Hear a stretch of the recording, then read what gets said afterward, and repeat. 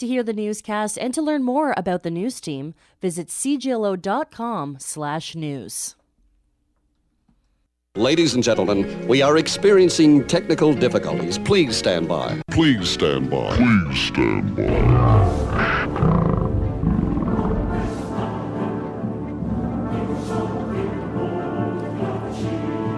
There is no beauty, only ugliness. There is no glamour, only ghastly blemish. All romance disfigured. All morals monstrous. All beauty our enemy. Ugliness is a form of genius. Glorify the grotesque. Acceptance of ugliness is the redemption of vanity. Be warned, you are marred, misshapen, easily. Defiled are they, uprooted ugliness to be their heroic standard. Beauty is the enemy. They are the elect, to whom grotesque bring only rapture.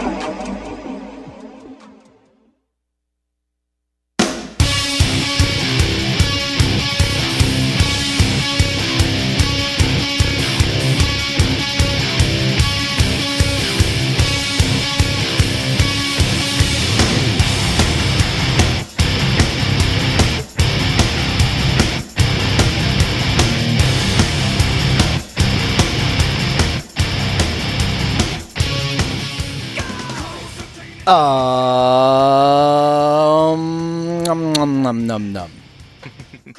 Hey there, everybody. It's 4 to 6 on a Sunday, which means it's time for another edition of Grade A Explosives with me, Andrew, and I'll be providing you with loudness during the course of this. But it's not a normal loudness show. No. Not today. Not today on the eve of CJLO's funding drive, which, in case you haven't figured out by the fact that I just talked about it and we're not even 1 minute into the show, I will be talking about probably more than you would like during the course of this show. But that's not the point of today's show. No. Because today, I have a special guest in studio. One might even say a guest host, because that would be an accurate term for what he's going to be doing today. Because I am joined by Greg. Hello. Greg is in a band called Mistwalker. Yes, that is right. That is right. Yeah. And he is also part of Heavy NFLD, which is a online publication which talks about heavy things that is in, hold on, wait for it, Newfoundland and Labrador. Occasionally Labrador. Not much of a scene up there, but there's some people doing stuff. So if you want to go check that out, you can go look it up on the interwebs. Is there a website that isn't a Facebook thing for that? Yeah, I'm sure there is, right? Well, the main thing is the Facebook page. We also have an Instagram, and there is also the WordPress blog, which is where most of the news gets posted about what's happening in the scene, and it's just heavynfld.wordpress.com. Nice. I like the sound of this. So let's start off with a song to get people into the mood of today. Okay. And then we'll, maybe... Because, of course, we've already planned out how this show's going to go, because we're professionals, right? Exactly. Right. So let's start off with a song, and then we'll let people ease into that, and then we won't discuss how the rest of the show will go, because we're professionals and have already done that. That sounds like a plan to me. Right, of course. So what should we start people off with today? What do you think would be a good thing to give to them to start today? I think a good opener would be the band Sons of an Eastern Moon, with a song called Heathen Call. These guys are a folk metal band. They're literally the only folk metal band in Newfoundland right now, which is wild when you consider that the music Newfoundland is mostly known for is traditional folk music that sounds very Irish and Celtic in nature. So you'd expect more people to include that influence in their music, but they honestly don't. Like these guys, they actually sound more Viking than anything, which is appropriate because of Lanso Meadows, which is on the Northern Peninsula. That's true. Yeah. For people who don't know, Newfoundland is also known as Vinland because Leif Erikson landed there back in the year like 900 or something like that. So there's lots of minor Viking influence in Newfoundland, but yeah, these guys are awesome. So highly recommend you check them out. They have one album out, just came out this year, and it's fantastic. There's 2 albums. Well, there's a demo, which if you want to count it as an album. Yeah. I guess it's like an EP. Yeah, the first it was a single that they released, but it was a demo recording. So they released that first, but now they have their full length, and their full length is fantastic. You know, I reviewed it. I gave it a 9 out of 10. It's honestly one of my favorite albums that's ever come out of the island. So, All right. yeah. So you said Heathen Call. We should play off this, right? Definitely, yeah. Okay. So off of Lans au Metal. It's with S's on the end of it, because, French is not good for me. Here's Heathen Call. Keep it locked. This is Grade A Explosives. CJLO, 1690 AM. A special Newfoundland and Labrador edition of Loud Stuff coming at you. Yeah. Yeah. Keep it locked.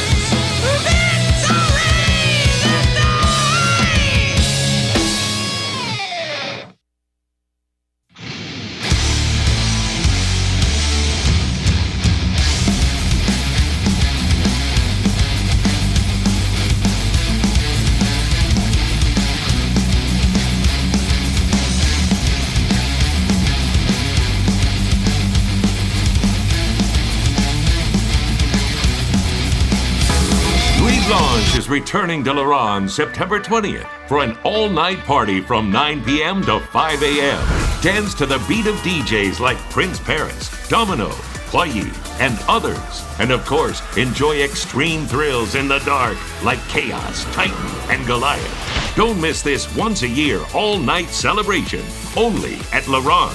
Must be 18 and over to attend. Buy tickets now at Laurent.com. Conditions apply. It's Monday. Your work week is just beginning. You can already feel the existential dread seeping in, and the weekend seems so far away. What? Things will only get worse from here. Oh, for the love! Luckily, there's Sewer Spewer, your weekly guide to Montreal's underground punk and metal scene, with your host, Chris the Frog. Every Monday at noon on CJLO 1690 AM. Don't let your Monday drag you down. Melt your mind with some local noise. Like Scoob, we're all out of Scooby snacks. Zoinks! What are we gonna do now? CJLO, like that super swell, Scoob.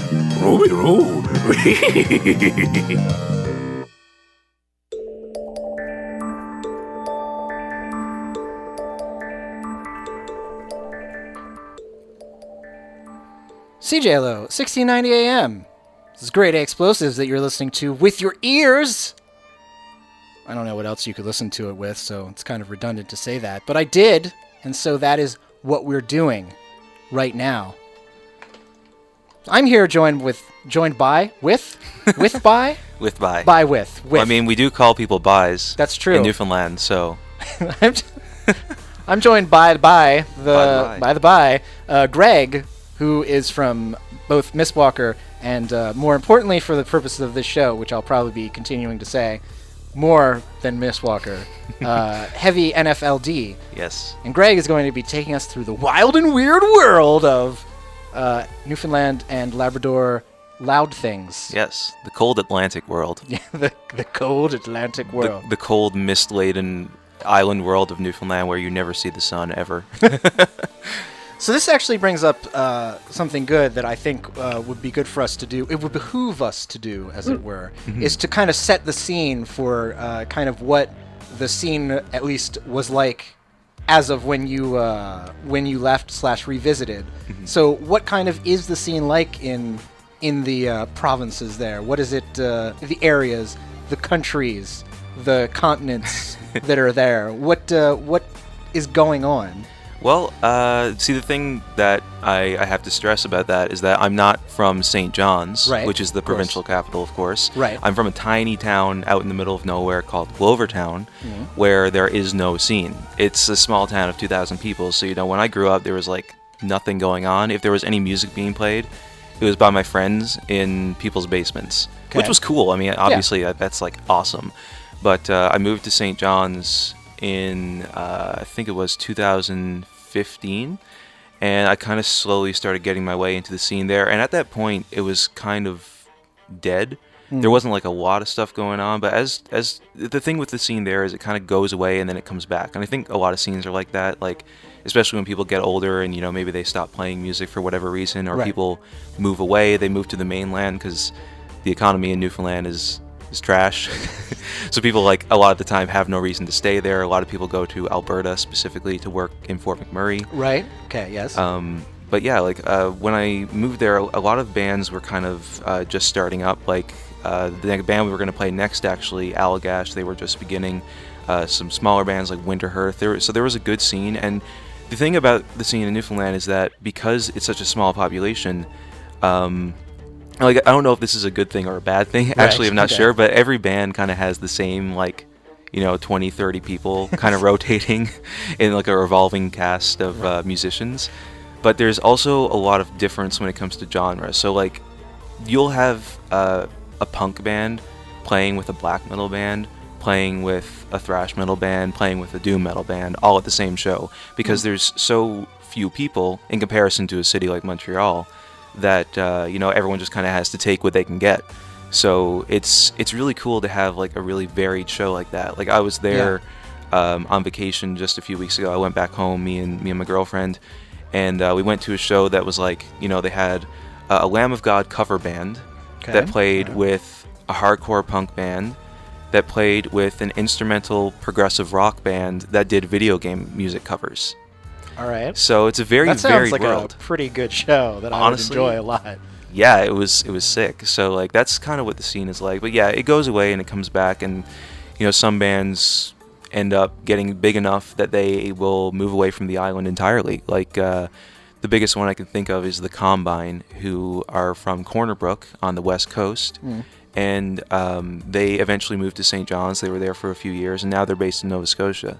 So, and to do something like that, I mean, to have the money and the means to move an entire band, like 3 or 4 people's entire lives, to a different province, like that takes some balls, So Yeah. I think that they're very risky for doing that, but I think they succeeded in what they wanted to do. So I mean, that's kind of what the scene is like there. Again, it goes away, it comes back, and there's always a lot of different genres at play. I think the biggest genre going on there now, actually, and I think a lot of people would disagree with me on this, is black metal, because there's a lot of solo one-man bands that are doing stuff. Like, they don't play shows, but there's a lot of them, and there's more that are popping up like every year. Like just this year there were like 3 new ones that came out of nowhere. And I mean, maybe that doesn't sound like a lot, but when you take into account Newfoundland's small population, yes. it is a lot in Well, context. what I was saying before the show, we were talking with Andrea from Melodramatic, and she was asking, like, are there a lot of heavy bands? And I'm like, I think the argument can definitely be made that per like capita, there seems to be a lot of bands that are coming from the area. But I mean, that's just me, of course. Yeah. Just from what's reaching me here. And we're not that far away. So I would think that perhaps these bands would be able to reach out as far away as Montreal to promote their things. Yeah. Though, I mean, they should really be able to reach out further, because Absolutely. there's this thing. I don't know if I know you said that the area doesn't really. I'm going to refer to it just as the area, since there's 2 masses that I'm talking about.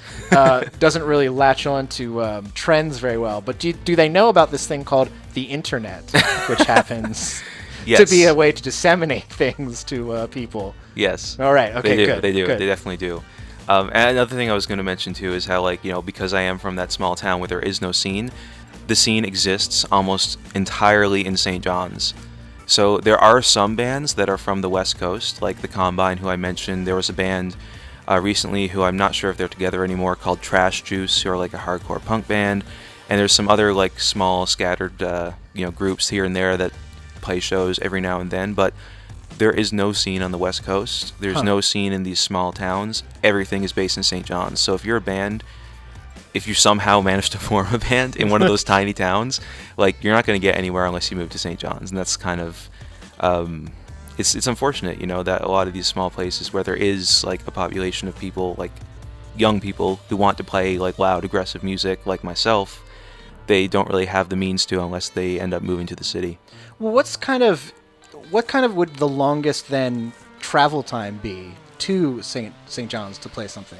Oh, well, just to give you context, I mean, my hometown is a 3-hour drive. Okay. So, I mean, that's like... Right. Now, this is giving me a bit more to work with here. Because, like, although, like, being based in Quebec, you look at what Quebec is like, and it's just, like, this huge thing. And to go from, like, top to tail, as it would be, down is, like, what? Like, 24 longer hours to go to. So it's always good to get that kind of perspective as to how far would a band have to travel if they're like, oh, well, we're outside of a city and we need to go and play a show. Yeah. So it's interesting. And how far away was your hometown? Like, where was that positioned in general? Like, you're 3 hours away, but then where is, like, if you're in the middle, then what's kind of the extreme, like 6 hours from away? Montreal, you mean? Or? No, like just from Newfoundland and Labrador. If you're from a small town and you're 3 hours from St. John's, are you like in the middle of where it could be, or? Okay, so the thing with that is like, okay. Glovertown so is close to St. John's, right, relatively speaking, because people don't realize that Newfoundland's a big landmass. Right.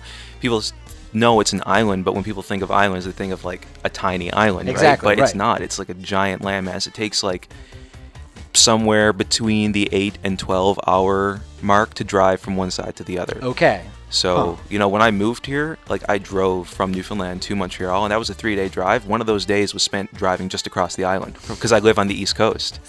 So it was like I had to go from Glovertown all the way down to Port aux Basques, which is on the southwest, like the southwest point, and then take a ferry across to Nova Scotia. So, I mean, it's a big place, and bands... Recently, there was a show that was planned, that was booked, where a band was coming from Corner Brook on the west coast to play in St. John's. And, like, that never happens. That's, like, a once in, like, maybe every 5 years occurrence. Because it's just, like, it's impossible to get that money together to spend, to drive across there, especially when the economy is, like, not very good and people have jobs that don't pay very well. Everyone's living on minimum wage. If you're a musician in Newfoundland, like there's like a 9 out of 10 chance that you're living on minimum wage. So with another like 2 jobs lined up, probably. Yeah, Of course. Even if you're working at all. Yeah. For God's sake. So yeah. So does this mean that like how often do like larger bands come and play? Not very often. Okay. And when they do, it's a big deal. Okay. So a few years ago, before I moved to Montreal, Voivod played in Newfoundland, and it was the first time they'd ever been there in like their 30-year career. So that was a huge deal, and like I was like terrified that I was gonna miss that show because I never get that chance to see. Like when I was living there, I never got that chance to see them. Bands of that level, I mean. Right. Anvil played there once, and interestingly enough, Protest the Hero plays there all the time. I hear a story about this because I had a friend that is from Newfoundland, and he was talking about how he knew one of the organizers of that show and brought them in and just like gave them all of the alcohol and just gave them whatever they wanted. And so because of that, he was like, yeah, Protest the Hero loves to come and play now, like because we just gave them whatever they wanted, and they got to see that basically everyone came to see them regardless of like where on the island they were from. Like everyone just massed there to see them. Exactly. I've seen them because they play in Newfoundland so often. I've seen them like 4 or 5 times at this point. And like every time I'm at a show, I end up meeting someone who drove from like the complete opposite end of the island just for that. And it's like that's like whenever they do play there, it's a frequent occurrence that people will come from like all over just to see that, because like, well, they did play in Corner Brook once. I will say that. So like that was one of the times that I saw them, and that was like very strange for them to do something like that, but it was cool.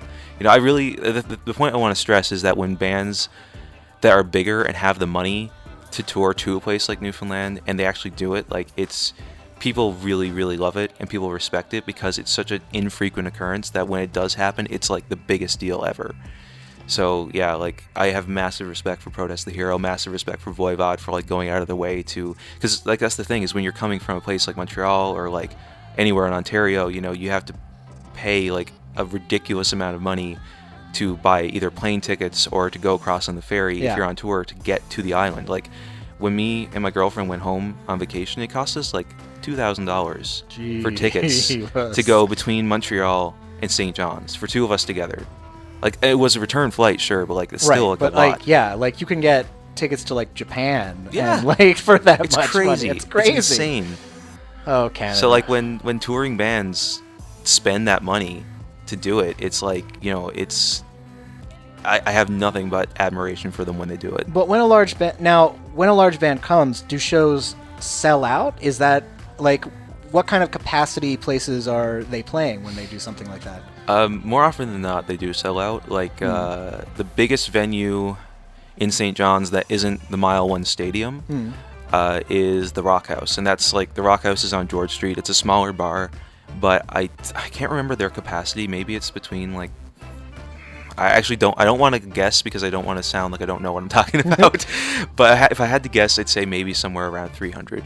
What are they in comparison to like a Montreal venue? What would you say is kind of the equivalent here? I would say the Rock House is comparable to Foof's. Okay. Yeah. All right. So it's like that level of venue where like that's where Voivod played when they came. Like obviously Voivod's not going to play like a stadium show. That would be really strange. That would be amazing. That would be amazing though. Yeah.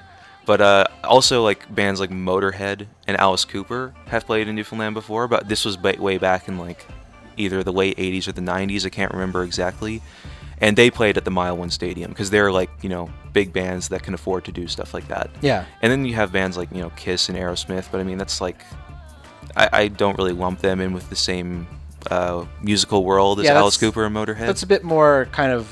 classic rock era stuff. But that must do well too, right? Oh, yeah. Like a working area, like working class, air quotes, people. Like classic rock things must do really well when they come through. Absolutely. Yeah. Oh, like absolutely. Like the two biggest genres when it comes to like the mainstream music world in Newfoundland are traditional Newfoundland folk, which gets a ton of airplay on local radio stations because people love to really indulge. Like, people in Newfoundland really love to indulge in our culture, in our very own culture, and like I think it's great, but it's also annoying sometimes, being from there myself. And then the other thing is classic rock, because you have a lot of people who are like, you know, just basically like moms and dads who like grew up listening to stuff like Aerosmith and AC/DC and like K-Rock, which is one of the biggest radio stations in Newfoundland. They constantly play like, yeah, AC/DC, Aerosmith, Rush, which I have no problem with that, because I love Right, I love me yes. some Rush. Like But, how quickly you're like, hold on everyone, before you get mad. I gotta retract that, hold on. But yeah, it's definitely like very much a classic rock world. And of course there's like, you know, the hits and stuff Right. too on radio stations, but when it comes to what I grew up listening to most, it was mostly like classic rock on the radio, basically. All right. That's a pretty common thing. Let's move from classic rock to more loud rocking type Yes. of things. Let's. So let's play some of these bands you have picked out here. Do you want to tell people kind of about them before we launch into these three? Yeah, so the first one that we have lined up is Allagash, who I mentioned earlier in the show.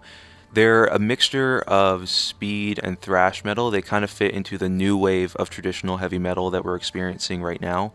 And they are amazing. They're actually, like, I really don't want to say that one band is like my favorite above the other, because like these people are my friends. Right. You know, like I know them all personally. But Allagash is like within my top 5 because they kick so much ass. It's like, it's amazing. Their first album really like blew my mind. They just released another earlier this year called Cryptic Visions, which is sick, and you should definitely check it out. But we're going to play a song from their first album, which is my favorite track by this band, called Fourth Kind, and it's incredible. The next one we have after that is the Skeats, and that's spelt Skeats, because 2 of the guys in the band, their last name is Keats. Oh, so really? and Skeet is kind of like a Newfoundland term that's equatable to what's the word, that the British slang word for like a certain type of person, a chav. Oh, okay. So it's basically like the Newfoundland equivalent of that. Is that where Little John stole it from? Maybe. Let's just assume that's true. Let's do that. He was there and he stole it. Yeah. Let's go with that. So these guys, I actually grew up with James Keats, who's the front man of this band, and he's from Glovertown too, as is his brother Daniel, who's the drummer. And the song that we're going to play is a song that they just released like a few weeks ago. It's a track from their upcoming album that's coming out this week, actually, on September 14th, I believe. So that one's called Breeze, and it's really good. Like, they're kind of like a hard punk rock band. Like, they're punk, but they fit more into like the mainstream sound of punk rock that you'd hear on the radio. Like, think of Green Day, Right. Rancid, stuff like that. Okay. And then the next after that, we're going to play a song by a band called Dendron, who are progressive metal. And believe it or not, there's actually quite a few prog metal bands in Newfoundland. People really like the gent scene out there. Like, there isn't much of a gent scene in Newfoundland, but people have really taken to it. And they're really good. They're very, very talented musicians. So we're going to play a track from their debut EP called Glass Spire. It's a title track. And these guys are also working on a second EP right now. So hopefully that is going to be out before the end of the year. But they haven't really announced a release date yet. It's just something that they've said that they're working on it. They posted videos to their Instagram showing the process, and their riffs are sick. That's the important part to remember. You guys, don't focus on what's important. The riffs are sick. Let's do that. Exactly. So yeah, I say we go and Sure. play some Allagash. All right. So here's some Allagash, and then the Skeats, and then Dendron. So keep it locked. More of these find bands. Well, not of these. You'll hear these bands. Yeah. And then you'll hear more of other bands from Newfoundland and Labrador, as I'm joined by Greg here. Yes. From Heavy NFLD. If you would like to check out the postings of the site, just go into the Book of Faces and type in Heavy NFLD. You'll find it. You can go there. Yeah. I'm telling you what you can do. Go give us a like, and go follow us on Instagram too, because we post all of the updates on what's happening in the local scene out there on our Instagram. So go check that out too. So keep it locked. This is Grade A Explosives, CJLO 1690 AM. Here's some Allagash. I hope you enjoy. I know you will, because I told you you would.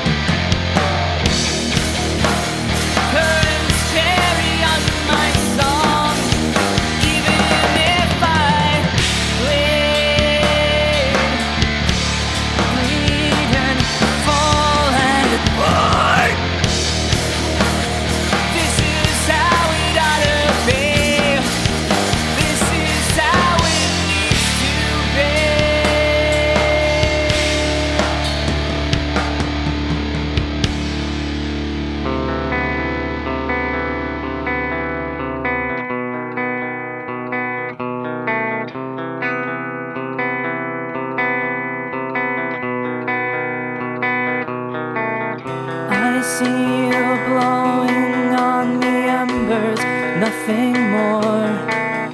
The remnants of the flame that brought the war. This is what you want.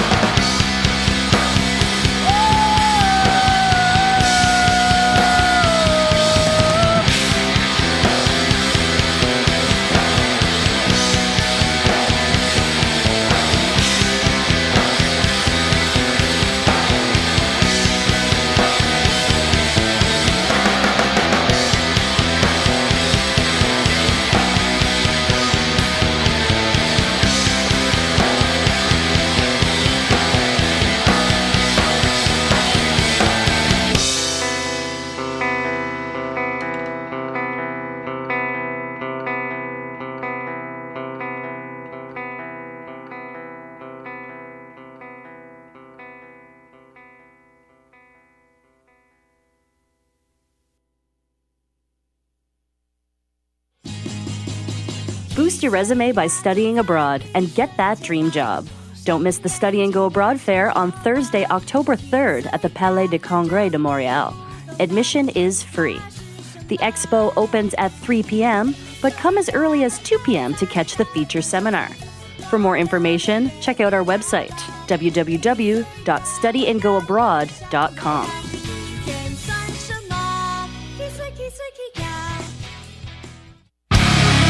Do you like metal? Do you like bands from the modern era and the past? The mainstream and the underground?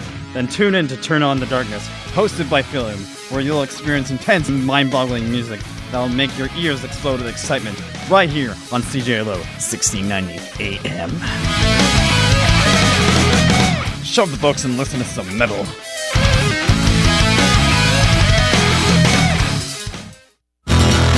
CJLO, so cool, we're from the future.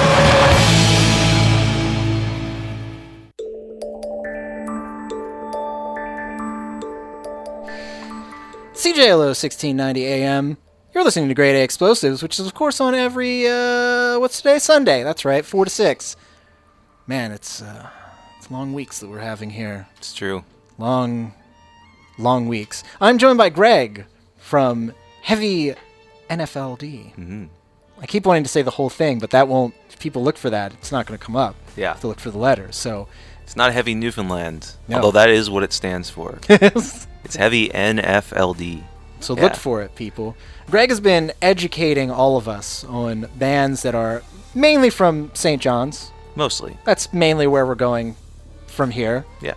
We're looking at. What you just heard was Dendron with the Glass Spire off of their 2016 EP/album. I don't know where the cutoff is anymore. EP. It is? I call it an EP, yeah. All right. Yeah. It's weird because, like, I'm almost tempted to call the latest Tool record an EP because it only has 8 songs, but those 8 songs last 80 minutes. So it's like, where do we split this? Oh, man. Bands, what are you doing? You're making this very complicated for all of us. Why? Like, the traditional description is, I think it's like, if it's under 30 minutes in full, in running time, that's an EP, and if it's over 30 minutes, that's an LP. But the description has changed so much, because now you have bands that do, like, you know, you have 20-minute long funeral doom metal and atmospheric black metal tracks. Songs They're singles, right? So it's like, what do you call that? We're in an odd world. It's true. I mean, like all the songs on the new Tool album, like the ones that are none actually of them songs, are less than like they're all 10 like minutes long. 10, 15 minutes long, and all the ambient intros are like a minute, except for Chocolate Chip Trip. Yes. I like that one a lot. Oh, as a drummer. Before that, you heard the Skeats, Skeats, with a track called Breeze. That is apparently going to be on their upcoming record Syndrome, unless that's another single. That's another single. Okay, never mind. The name of their upcoming album is Bulletproof ... space by midnight. All right. I think they were inspired by like old school Megadeth with that title, because Megadeth has albums like what is it, Peace Cells ... space yes. Who's Buying, yes. and then what's the other one, Killing Is My Business ... space Business is good. And Business is Good. Yeah. One of their I love bands that do things that are ridiculous. Me too. Because inherently, and I get a lot of flack for saying this, but metal is, and anything adjacent is the most goofy forms of music. Oh, 100%. That you can possibly get. I totally agree. There are some people that when I say that, they're like, "What are you talking about? I love metal. I don't like things that are goofy. You don't know what you're talking about." I'm like, okay, calm down there. No fun ski. We're gonna have a good time here. So go see your Viking band and tell me how serious that is. Like, yeah, you can't say like you go to like an Amon Amarth show, for example, and watch like Johan Hegg like take a what is it, like a styrofoam hammer and like use it like during the song what is it, Twilight of the Thunder God, and like just like smashing shit on stage with like a styrofoam hammer, and it's like, you can't tell me that's not goofy. Come on. No, that's very serious. Yeah. This is very serious, what we're doing here in metal. Speaking of very serious things, before that Skeats track, you heard, it was Dendron, Skeats, and then before that, if I can bring up my playlist like a professional, Allagash with Fourth Kind off of their first self-titled record. If you want to listen to any of these, you can, of course, go onto Bandcamp for most of them. All of them so far, in fact. All of them so far. And you can just look them up and listen to more if you so desire. And you do, because I just told you. But not right now. Just hold on for another hour. And then you can do whatever you want. I don't care. It's fine. Let's talk about, since we only have a couple minutes here before the top of the hour, let's talk about these next couple bands. Okay. And then we'll come back at the top of the hour and talk about more stuff.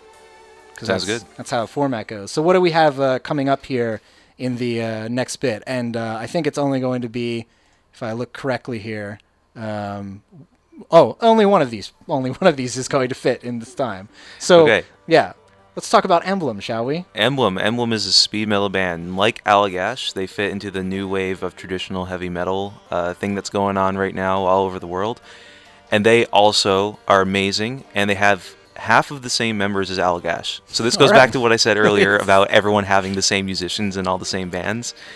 They actually toured here in Montreal. They played a show in Montreal back in 2017. Oh, yeah. Right. They played at Casa del Popolo. Okay. And it was great. Yeah, they're awesome, and hopefully they're going to go on tour again soon. I don't know if they're working on new material, but they have one self-titled album out right now. We're going to play a song from the album called Mountain Trail. Yep. And it is awesome. So if you like old school stuff from the 80s, these guys are up your alley, 100%. And in case you were wondering if this is familiar to you, you might know them from the latest compilation record, Trapped Under Ice, the new face of Canadian heavy metal, which was released on Temple of Mystery.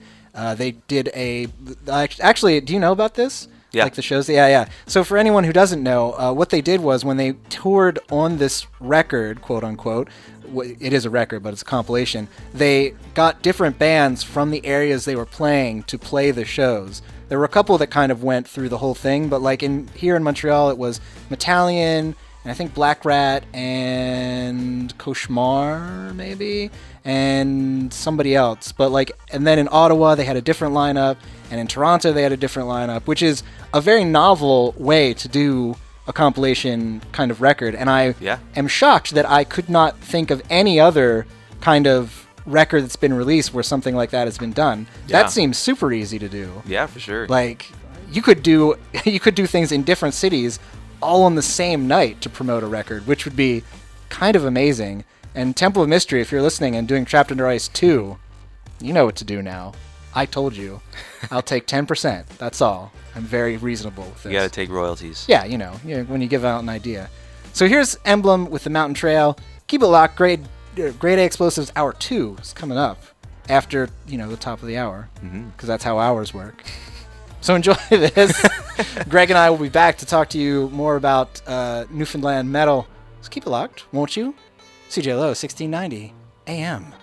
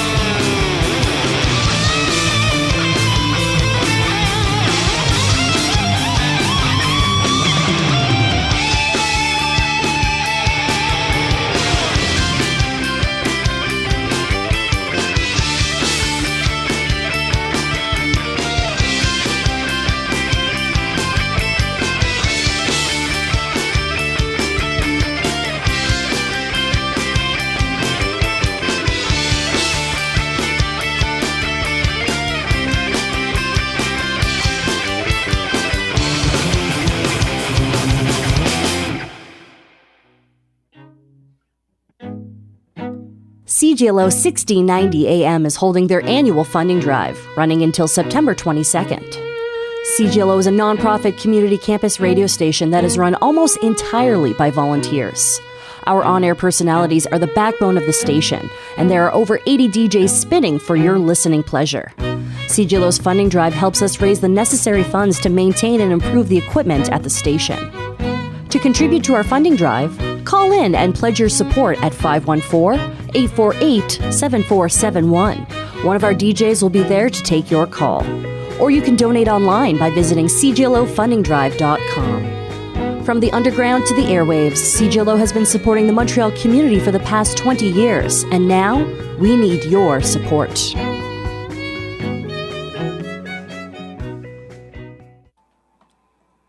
Hey there, Concordians. It's your CJLO Community Calendar with Danny Gold here for the week of August 26th to September 1st, and it begins now. Concordia's Pop-Up Farmers Market is making a reappearance this week at the Sir George Williams campus in the EV Atrium this Wednesday, August 28th from 11 a.m. to 6 p.m. That's downtown for you newbies listening and starting school next week.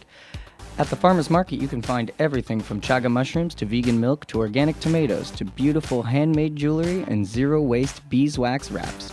With 17 vendors attending the market, it is hard not to find something that will catch your eye. If you miss it this month, though, never fear, because the pop-up market happens on the last Wednesday of every month in the same place. Once again, that is located in the EV Building Atrium and will be going on from 11 a.m. to 6 p.m. on Wednesday.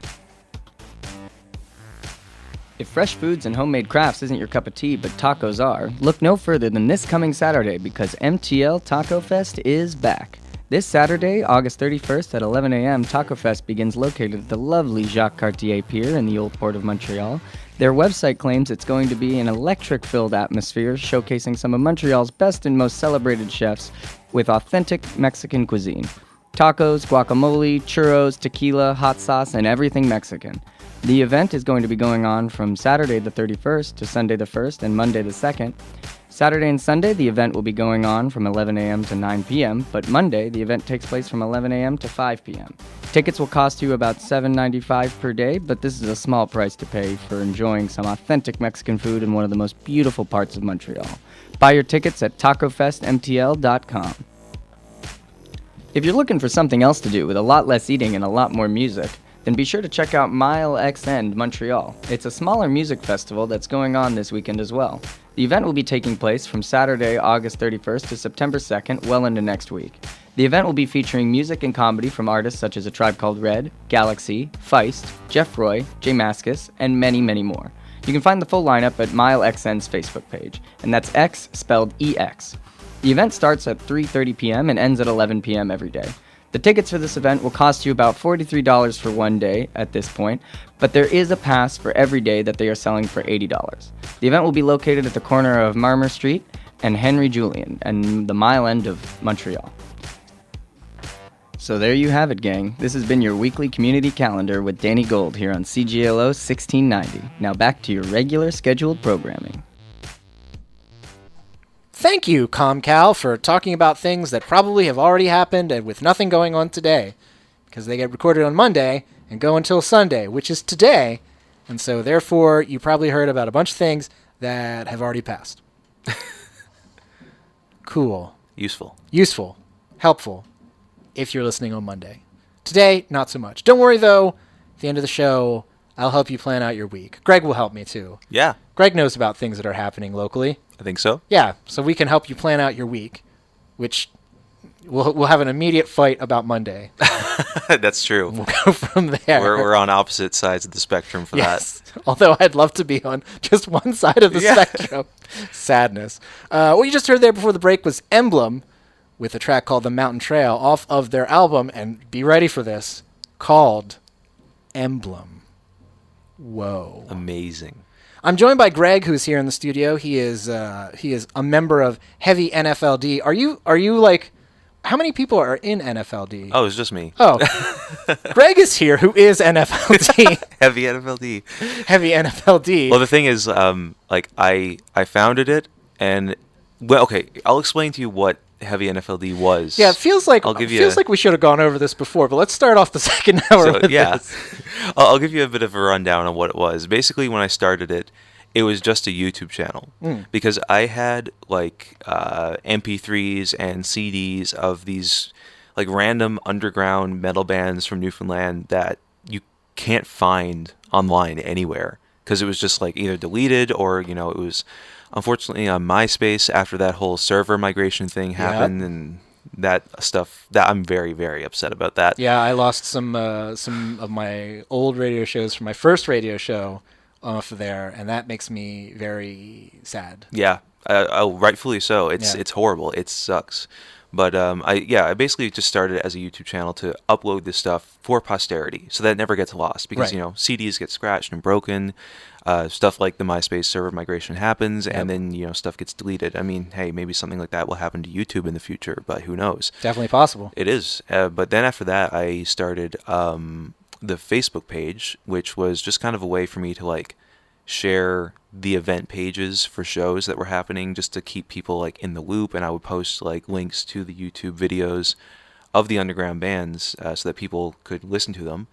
And then I guess it just got like more and more complex. I started doing a podcast that was kind of bi-monthly. I wanted to do it monthly, but life is just too hectic to do it regularly. So it's a bi-monthly podcast. Okay. I haven't done it in like 3 months at this point, but you know, it happens. And eventually I started thinking like, hey, you know, there's not really much coverage for bands from Newfoundland in general. When it comes to like mainstream music press, bands get like nothing, of course, because they're from Newfoundland, and nobody even knows that Newfoundland exists for the most part.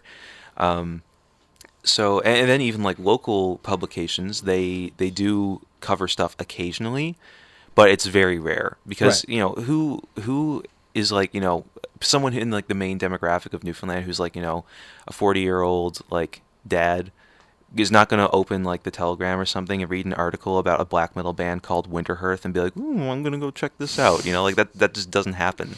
So like I wanted to create something that was for the people in the scene by somebody who was in the scene. By the people, for the people, essentially, you know, as the old mantra goes. And that only happened like maybe last year. So, and in that span of time, since I started doing that, I also did things like interviews with local musicians, and I would go downtown in St. John's all the time and film shows and upload entire sets of bands performing to the YouTube channel. And I just kept adding like more and different things to it. And at this point, I'd say it's gone from its original purpose of an archive to a news publication, which I never planned. Yeah. When I started this, I had no idea that that's what was going to happen, but it felt like at this point, it feels like a very natural progression. So I'm happy to say that, like, you know, even though it doesn't have like cross Canada reach, like people in Montreal know what heavy NFLD is. Not everyone, obviously. It's still very small here, but some people know who it is or what it is, and people back home really genuinely appreciate what I'm doing, and I feel very thankful that I'm able to do this for people, especially because coming from the small town that I'm in where there is no scene, and then like when I moved to St. John's and I found out that they're like, oh my god, there are metal bands what? in Newfoundland? What? This is a thing? No, this is a dream, right? Someone pinched me. Like I need to wake up. But no, like it was very important for me when I moved there and found out like, oh my god, like I can go to like metal shows and like, you know, bang my head on the weekend, and that was super, super important to me when I first moved to St. John's. So I feel like, you know, this is my way of giving back to a genre of music that really has become my entire life. Like my life is basically focused on it. You know, it's very much an integral part of who I am. And you know, people say like, oh, you know, music saved my life, and it's like a very cliche thing to say, but I think it's true for a lot of people. And for me, I think it definitely is the case. Honestly. I think it's as cliche as that kind of is to hear. I think there is a lot of fact in it. Because like, how many of us that are just a bunch of metal weirdos, which is, you know, let's face it, all of us. How many of us would like, without like going to metal, like what would we be focusing on? Like probably nothing good. Yeah. I mean, we're already focusing on something that's maybe not the best. Yeah. Because, you know, metal has its problems. Of course. And like, you know, some people are more into more problematic metal than others. Bursum, what? But you know, there's a lot that you could be focusing on that would be much worse than anything that's going on here. Yeah. Because a lot of it is cartoonish and goofy. Oh no, did I say it again? What a terrible person I am to do such a thing. For real. Does it feel weird, though, that you're doing this publication about Newfoundland while in Montreal? Like, that you're now away? Do you feel more kind of like you're outside of it, able to look in? Or do you still feel like you're a part of it, even because you're not there? Like, does that make a difference to you? I do feel like there's a disconnect. And it has been a bit difficult to deal with because, honestly, moving to Montreal was the best decision I ever made in my life because I was going nowhere in Newfoundland. You know, I was working a dead-end job at Value Village, and like I hated it so much. And then like I was in a relationship that just like crumbled, and I was basically at like midway through 2017, which is when I moved here in the summer of 2017. My life was miserable, and ever since I've moved to Montreal, it has gotten nothing but better. But at the same time, the one thing that I don't like about living in Montreal is that I don't get to, you know, go downtown and watch all these bands who I love, and I'm writing about them constantly, and I'm friends with, like, you know, maybe not all of them because you can't be friends with every single person in the scene, but, you know, I'm friends with a good chunk of them. Yeah. And it sucks to not be able to be there directly to support them, you know, because one of my favorite things to do was to go downtown and film shows, and I did that like pretty consistently. There's a huge playlist on the Heavy NFLD YouTube channel of sets that I have filmed with, you know, my own camera. I would go down and just like set up a tripod and just film the whole set, upload it, and I did that so much, and I hate not being able to do that anymore. I tried to get people to like maybe do it for me, and at some point, you know, I would love to even be able to like have enough money to compensate people for doing that. That would be ideal. Wouldn't we all love to have enough money to compensate people for things? Yeah, exactly. But unfortunately, that's just not the reality of the world that I live in right now. But, you know, maybe someday. But it does kind of suck to not be able to be there in person. But I will say that since I've moved to Montreal, Heavy NFLD has gotten a lot bigger. Specifically because of some interviews that I've done with certain people where, you know, things get shared around, and then like, you know, every now and then there's like one thing that I'll do that just hits like the right note for some reason, and I get a bump of like, you know, 200 likes on Facebook or like 50 followers on Instagram or whatever. And, you know, I hate talking about metrics. Right. I hate talking about numbers. It's like, oh, I have 1,000 subscribers on YouTube. And make sure you hit that like button and subscribe. Yeah. Hit the bell if you if you like. And it's like, I'm just like, I hate that stuff, but at the end of the day, it is important when you're doing stuff that you and I are doing. Yeah, right. It does matter at the end of the day. I'm a total nerd for all the numbers for things. Like, I'm always looking at like what the Grade A Explosive Facebook page, which you can go on and if you want to and enjoy. I'm always looking at like, well, what are the numbers doing? As if they have some kind of like there's some sort of tea leaves there that I can like look into and predict what's going to happen, when in fact I know absolutely nothing about them. Or what will happen from them, or what I can do to really improve them, other than what I'm doing here. So, like, yeah, I'm very much a big looking at numbers person, but I have no idea how to interpret those into something that matters. Me neither. I mean, you know, I hope my goal is that like I produce enough content for Heavy NFLD, whether it's writing articles about the news in the local scene, doing reviews of albums, and conducting interviews, that I get to like, you know, 1,000 likes by the end of this year, which I think is doable because right now the page is at like 700 and something.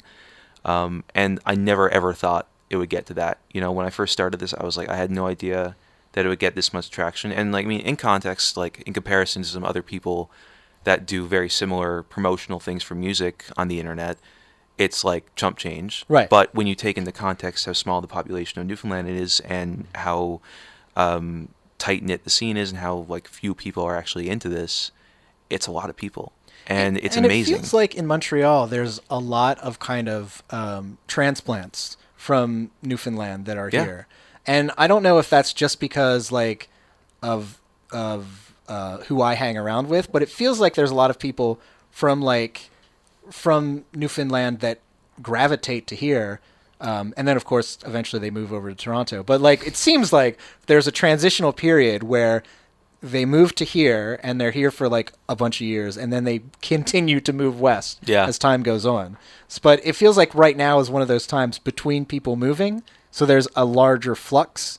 But that could just be my imagination too. I don't know. I think there's something to that because I mean, a good example would be the band Mutank. Yeah. Who like, I don't know if all of the guys in it are, but at least like half or 3/4 of all the guys in that band were from Newfoundland. I don't think they started the band there, but they all like moved here and then started Mutank. So it's like 3 Newfies and one guy from I think he's from Egypt or something, and it's like I cover Mutank on Heavy NFLD because I think that they're.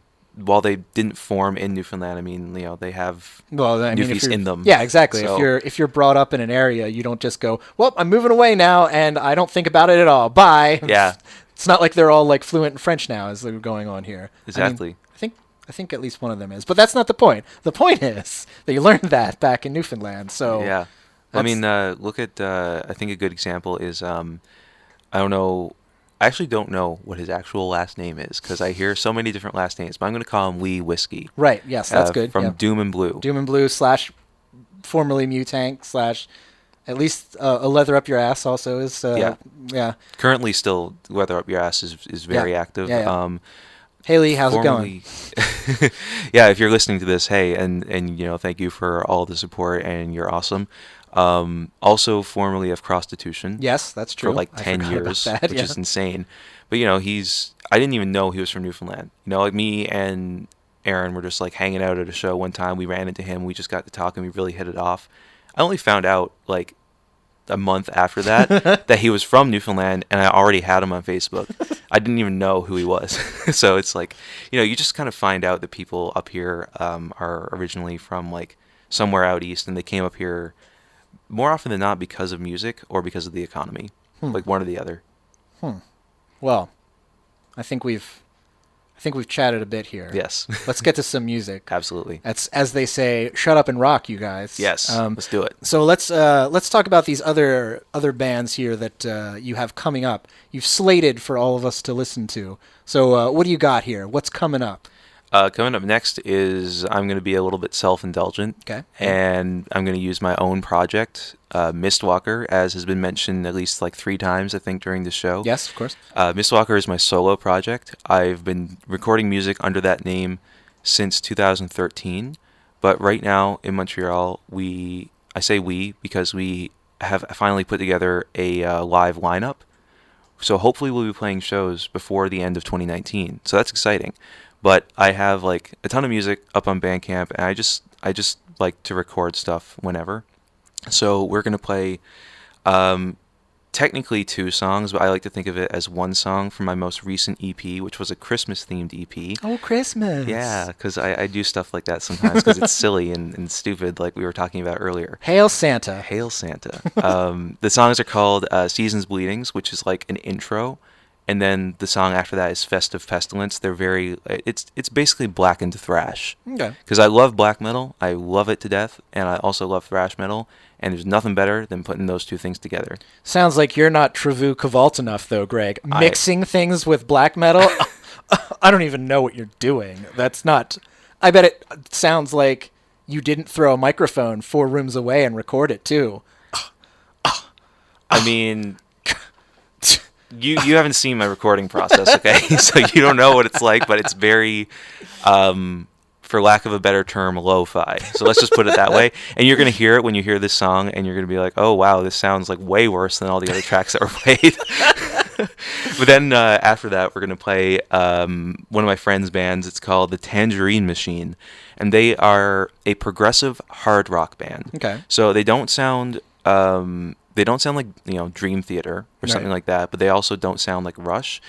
Think like the best way I could describe it is like proggy grunge, if that makes any sense. So something like I just had something and then it just totally went away. Maybe Tool. Yeah, I guess Tool. Although they're kind of their own entity at this point. True. What was I going to say? Oh, come to me at some point in time. Whatever. It wasn't important, probably. Yeah, well, probably not. But the Tangerine Machine, it's my friend Evan Foote. He's I think he might be the main songwriter, but he's the vocalist and the lead guitarist, so maybe he's probably the main songwriter. he's originally from Gander, and we played together in 2 bands when we were in high school. One of them was called Scrap Metal, who James Skeats from the Skeats also played guitar in that band. So we're getting back to the whole revolving door thing. And that was a band that we had in high school. We only played like 2 shows before we broke up. Then me and Evan formed a different band called The Singularity, where we only played 1 show, and then we broke up. That's a good name, though. It is. I like that a Thank lot. you. Yeah. And we were a cover band because we only played 1 show in the Battle of the Bands event, where we did a Periphery cover and a Liquid Tension Experiment cover. Oh, going deep on your cuts here. I like. Yeah. So if anyone asks, you can be like, "Oh no, totally, we wrote those songs." Yeah. That's totally shifty me. eyes back and forth. Icarus Lives. I mean, that was totally all. Totally, Evan. yeah. I wrote those drum parts, not Matt Halpern. No. But yeah. Who's Matt Halpern? Why do I even bring him up? I don't even know. Yeah, exactly. You think he's a drummer or something? But yeah, he formed the Tangerine Machine last year. I want to say they haven't been super active. They only played like 1 or 2 shows, but their debut album is coming out on September 13th. So keep an eye out for that. They have 4 singles out right now, so check them out on Apple Music. I think it might be on Spotify as well, but it's also on YouTube. And yeah, I'm really looking forward to that one because they have a very unique sound, and Evan is an insane guitar player. He's very, very talented. So yeah, I think we're gonna play Mistwalker, which is me, and then Tangerine Machine. Cool. All right, so here's some Mistwalker and then Tangerine Machine. This is Grade A Explosives on CJLO 1690 AM. Greg and I will be back after these, and we'll talk about what the radio soundscape scene. Sure, Yes. we're gonna go with that. That's Sounds a good. new thing now in St. John's. Was, could be, all of these things. I good English. Keep it locked. CJLO 1690 AM.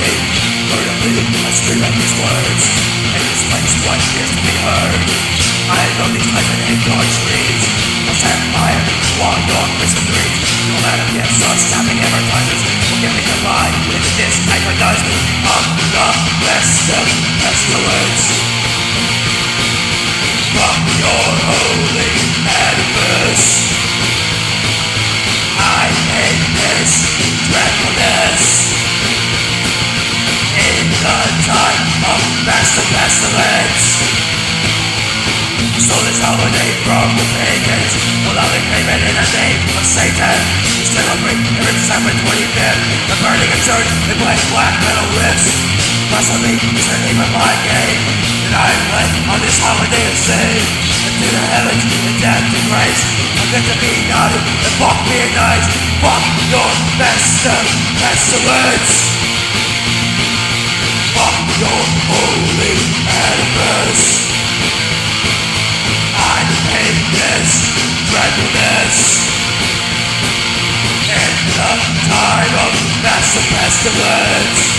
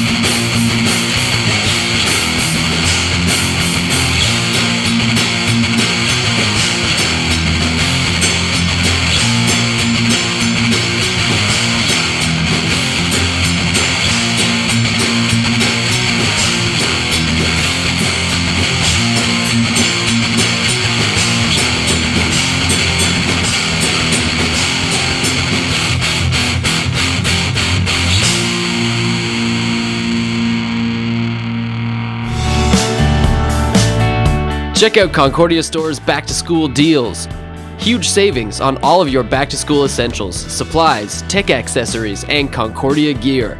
Show your color with the Concordia crew at $24.99 or a $29.99 hoodie. Plus, save 25% on all backpacks. Concordia Stores, find everything you need for school in stores or online at concordiastores.ca. If you like served with a side of a little bit of and a heaping helping of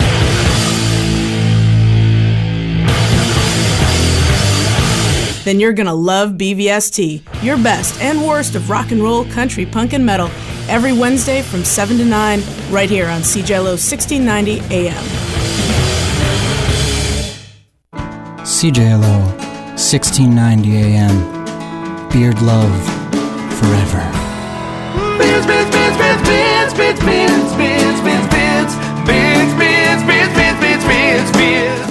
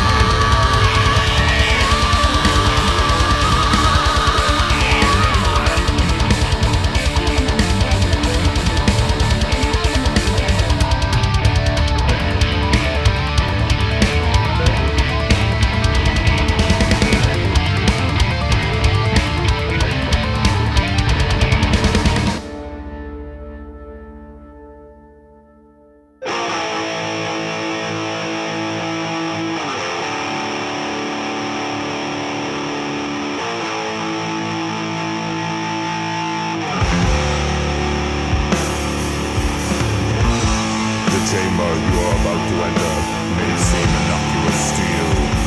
Yet, if you tarry, it will blast all reason from your mind.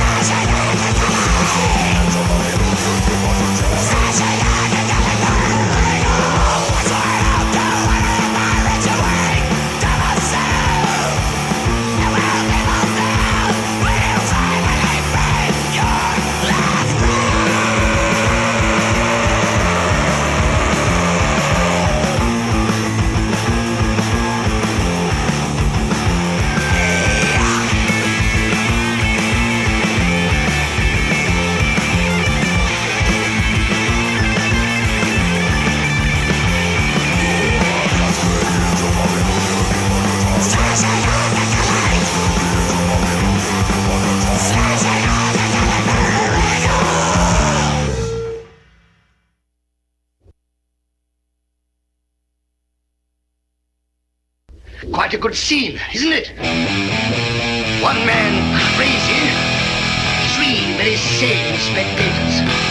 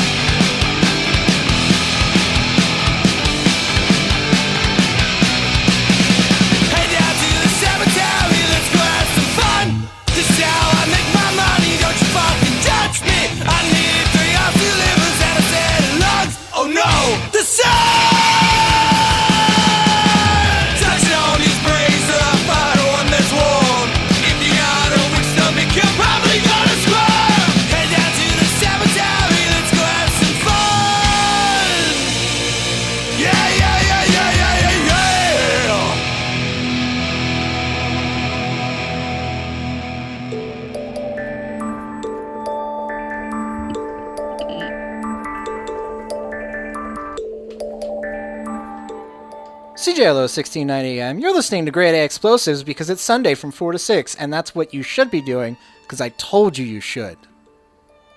That's how that works out. Well, I agree. I approve of this message. I second it.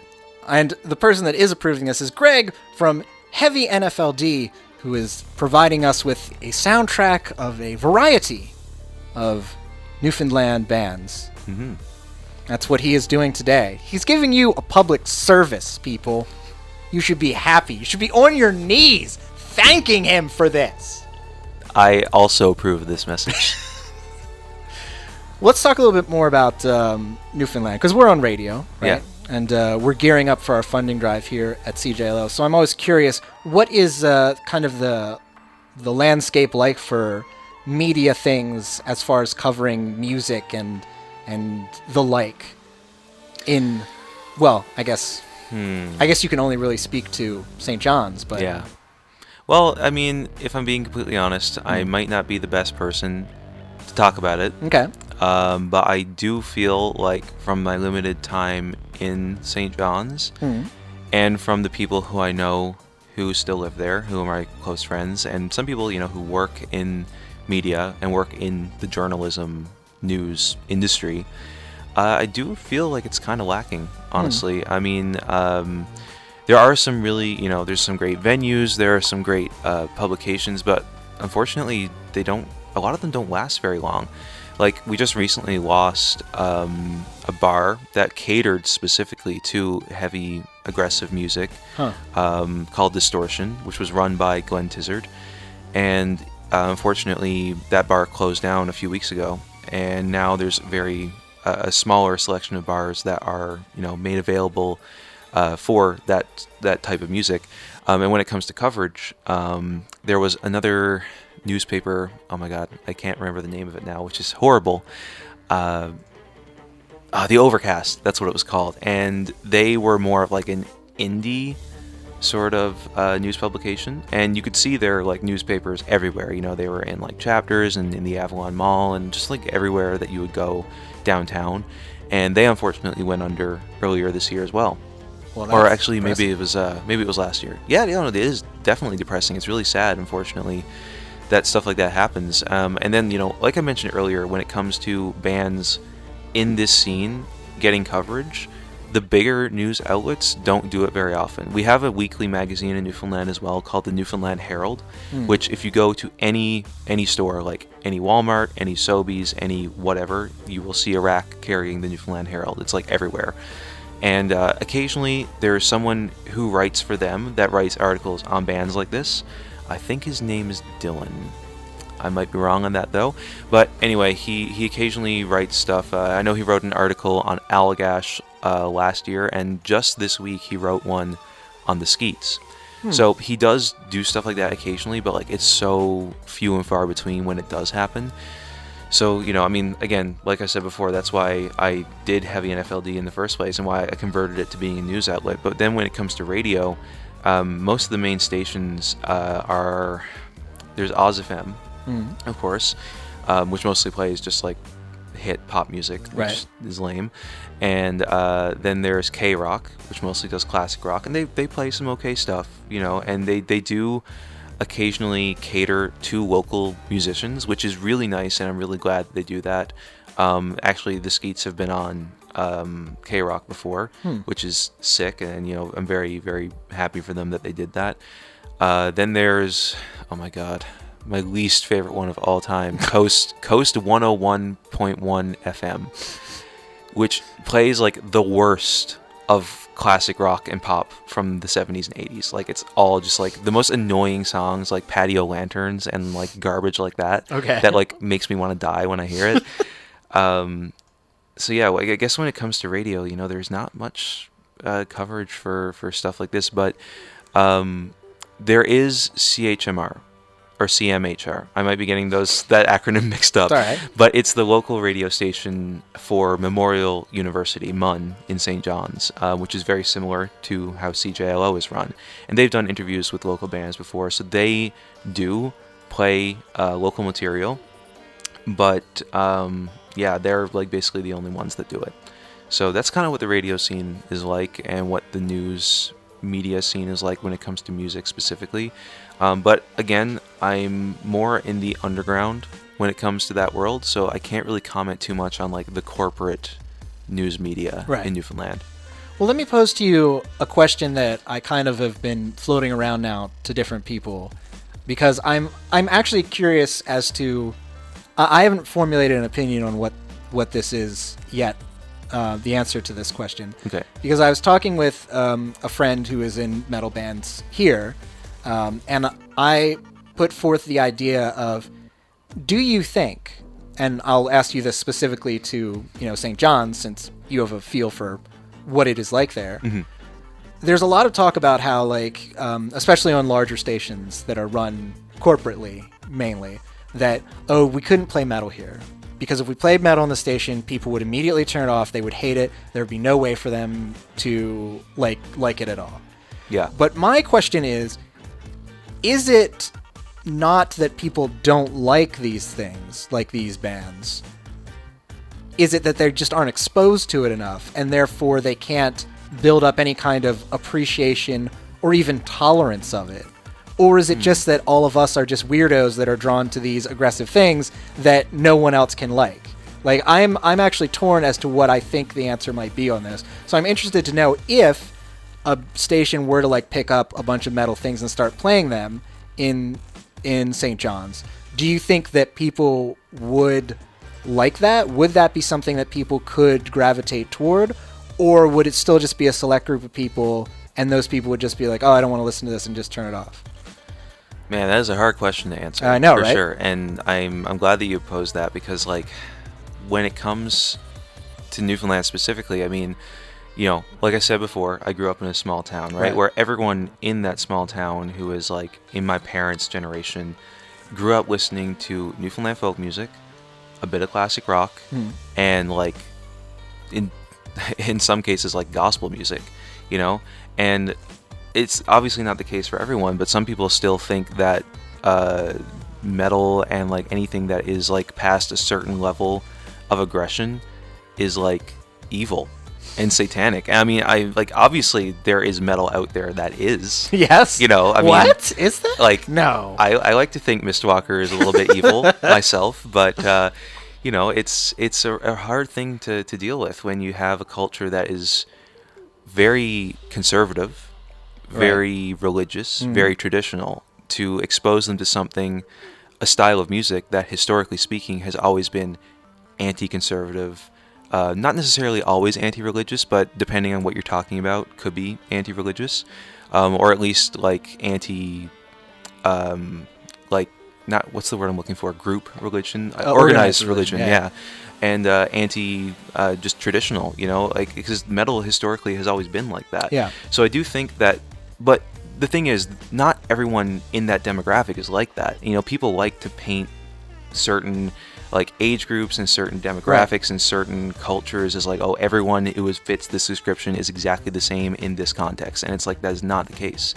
Like, I know that if I played, like, a Dark Throne album for my dad, he would despise it, Yes. But I guarantee you there's, like, somebody out there who, if they heard that, who is from that demographic, they could be turned on to it. Maybe not something that extreme, but something that's heavy. Because, I mean, obviously a band like Metallica, they get tons of radio airplay because they are the biggest band in metal ever, history, like period. And that's part of what kind of inspired this question, because at the time, I thought so, when Metallica was getting all of this airplay, suddenly everyone was, like, listening to, like, when Quiet Riot came on, people were like, "Arr!" But it was still being played on, like, major radio stations that were throughout Canada and the US. But now it seems like all of that is just like, oh no, we can't take that chance. We can't do it. It's impossible for us to try and do anything like that.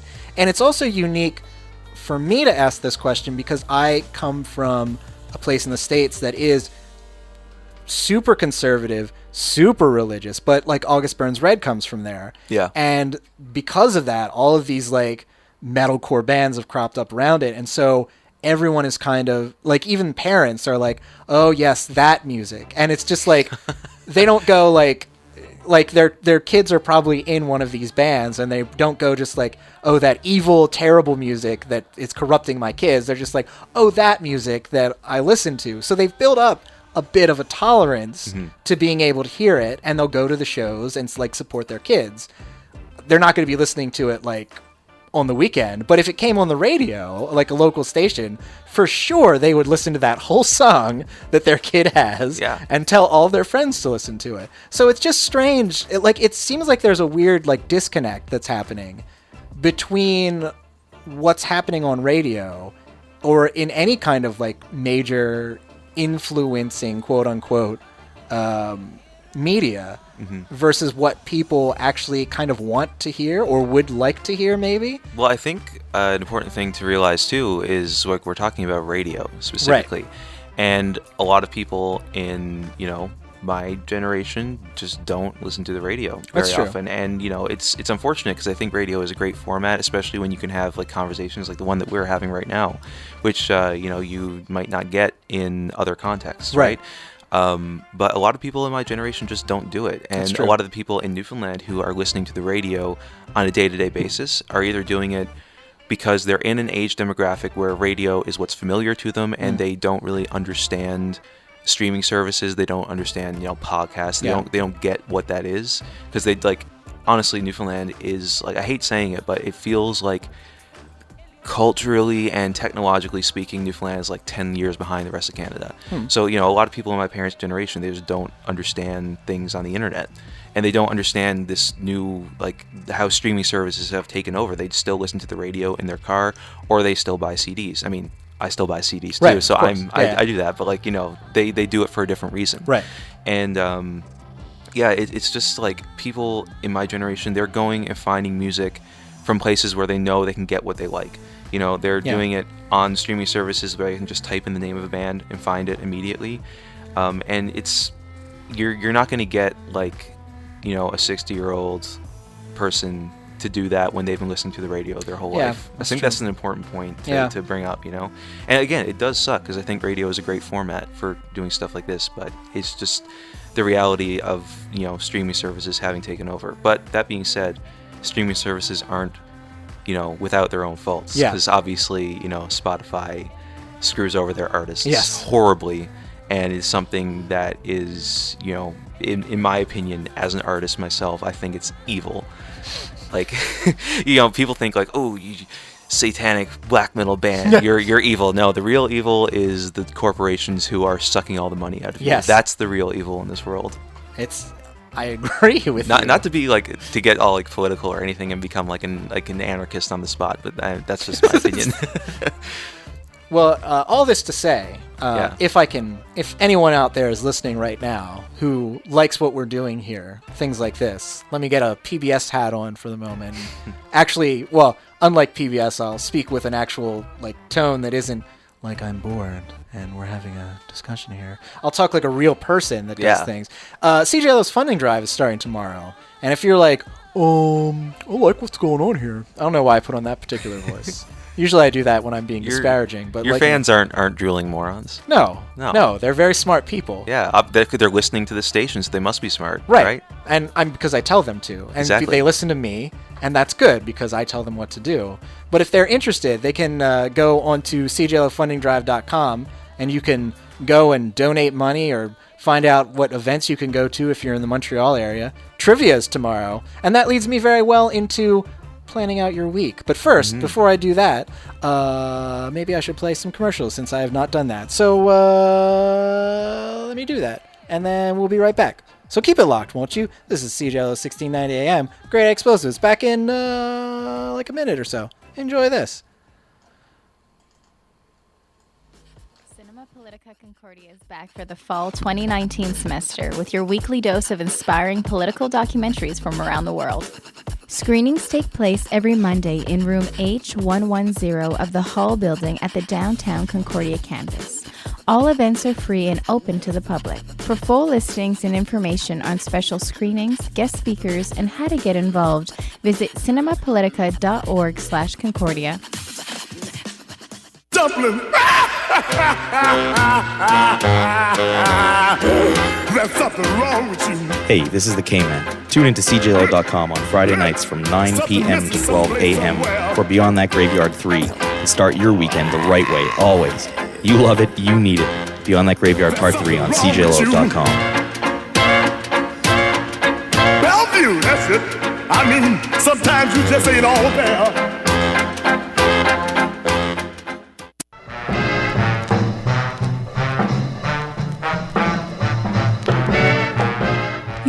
to CJLO 1690 AM.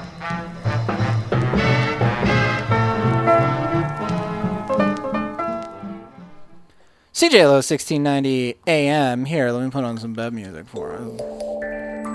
There we go. That's good. Excellent. So, I think it's time for us to plan out people's weeks, Greg. Yes. This week, specifically for them. And in fact, what I was just talking about is one of the things you can do tomorrow night, which is you can go on over to Ye Old Orchard on Mountain, and you can go participate in CJLO's Trivia Night. Now, I know what you're thinking. I know everything about everything. Well, that's great. So you should come out and enjoy that. You get a team of 6 together, counting you, bring them out. And then if you think you're real smart, which of course you are, you're very smart, you should put down $2 for each member of your team, and then you can win $100 for the night. If not, you can just win $50. If you're an idiot, you'd do that. But since you're smart, you're going to do that. And then, of course, if you don't want to do that, if you want to see music, you can go see Michael Graves, who's going to be playing tomorrow at Piranha Bar. Yes. And I should mention that my lovely girlfriend, Erin Faith, who is the bassist of No Way Out, a local punk band, they're opening for Michael Graves alongside Gut Rot, who are also an amazing punk band. So that sounds like something you'd be into. Highly recommend checking it out. In case you were wondering, Michael Graves, that sounds familiar. That is the ex-lead singer of the Misfits after Glenn Danzig left. And they did American Psycho and Famous Monsters with him, which is basically apparently what he's going to be playing. And I am super sad that I can't go see that because I want to. It actually hurts me inside, but that's fine. I gotta do things. Other things happening at Piranha this week. The 13th, you can go see Revenant release their album along with the Red Lion Psycho. The 15th, which is a week from now, you can see Curse and Caustic Casanova along with Like Swamps. Go do those things. Extensive, you can go see Evergrey tomorrow at Petit Campus along with Shattered Sun. Oh, that's a pretty good show. Tickets are $25 in advance, $28 at the door. Periphery is the 13th, along with Veil of Maya and Covet at Le National. If you want to go see that, it's pricey. It's like $42.50, but, it would be a good show still. Yeah. I mean, I think Covet's great. Camelot is on the 15th at Club Soda, along with Sonata Arctica and Battle Beast. So if you just want to see ridiculous things all night, that's where you can go.